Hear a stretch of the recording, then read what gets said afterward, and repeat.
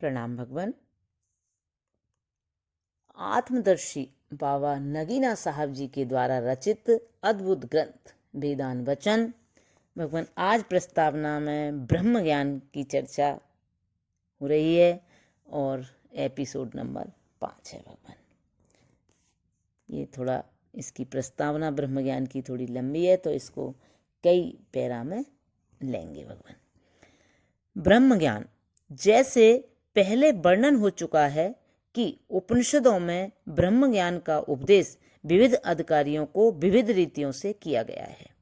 इस उपदेश का तात्पर्य आत्मा की पहचान है। आत्मा सच्चिदानंद स्वरूप है और शेष समस्त वस्तुएं जो आत्मा से अन्य हैं, विलक्षण हैं, जड़ या अनात्मा कहलाती हैं।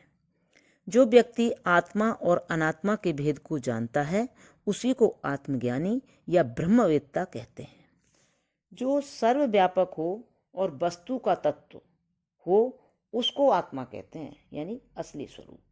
वह चूंकि सर्वव्यापक है इसलिए वह सर्वत्र विद्यमान है, अतः खोजने से वह प्रत्येक स्थान और प्रत्येक अवसर पर मिल सकता है। इसलिए उसकी खोज की सर्वश्रेष्ठ विधि अपने तन में ही हो सकती है। मानवीय शरीर में जो भाग स्थूल, ठोस और जड़ दिखाई देता है उसको अन्नमय कोश कहते हैं। मानवीय शरीर में यह पहला आवरण कोश यानी आत्मा पर है। मानवीय शरीर में यह पहला आवरण आत्मा पर है और यह आत्मा इस अन्नमय कोश में व्यापक है और इसी कोश की स्थिति का कारण है। इस अन्नमय कोश के भीतर हम देखते हैं कि प्राणों का गमनागमन है। प्राण आ रहे हैं और जा रहे हैं। यह प्राण सारे अन्नमय कोश के भीतर फैले हुए हैं। देह के जिस भाग में प्राण की गति नहीं रहती वह भाग जड़ या मृतक हो जाता है। देह में जितनी चेष्टा व गति होती है उस सब का कारण प्राणमय कोश है। इसी की बदौलत खून चलता है और देह में गति होती है। यह दूसरा आवरण प्राणमय कोश के नाम से प्रसिद्ध है।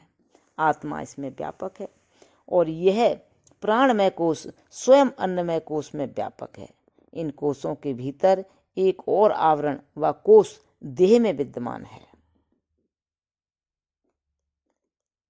जो इनसे बढ़कर है और जिसको मनोमय कोश कहते हैं, क्योंकि मन के अधीन ज्ञानेंद्रियां और कर्मेंद्रियां काम करती हैं। पूर्व कोशों के अनुसार इसमें भी आत्मा व्यापक है और यह तीसरा आवरण आत्मा को ढांपे हुए इस मन में, इस तन में विद्यमान है और यह स्वयं पहले दो कोशों अर्थात अन्नमय कोश और प्राणमय कोश में व्यापक है। इसके भीतर एक चौथा आवरण विद्यमान है जो इससे उत्तमतर है और जिसको विज्ञानमय कोश कहते हैं। इसके अधीन मनोमय और प्राणमय कोश हैं, क्योंकि जिस व्यक्ति में विज्ञान बलवान है वह मन और प्राणों की गति को रोक सकता है। आत्मा इसमें व्यापक है और आत्मा की विद्यमानता से इसकी स्थिति है और यह स्वयं पहले तीन कोशों में व्यापक है। इसके भीतर एक पांचवा आवरण है जिसको आनंदमय कोश कहते हैं। जिस समय स्वप्न रहित नींद में मनुष्य सोया होता है तो जागकर वर्णन करता है कि मैं बड़े आनंद में था।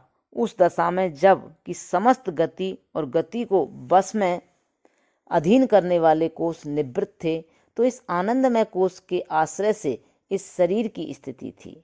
आत्मा इस कोश में व्यापक है और उसकी बदौलत इस कोश की स्थिति है। यह कोश शेष चार कोशों में व्यापक है और उनकी स्थिति का हेतु है। इन कोशों में व्यापक होता हुआ भी आत्मा इन कोशों से असंग और निस्संबंध है। इसका व्यक्तिगत उदाहरण यह हो सकता है कि किसी बहुमूल्य वस्तु के ऊपर गिलाफ आवरण यानी कवर चढ़े हुए हों तो यद्यपि वे आवरण अपनी विद्यमानता और स्थिति में उस वस्तु विशेष के अधीन होते हैं, किंतु उस वस्तु को अपने अस्तित्व के लिए आवरणों की अधीनता नहीं होती और न आवरणों के कारण वह वस्तु उनके साथ कोई ऐसा संबंध उत्पन्न करती है कि उनकी पृथकता से उसमें कोई दोष उत्पन्न हो जाए। अब भगवान आज यहीं विराम देते हैं। इससे आगे अब कल मांडूक उपनिषद की दृष्टि से इस ब्रह्म ज्ञान की प्रस्तावना बताएंगे। प्रणाम भगवान। ओम शांति शांति शांति।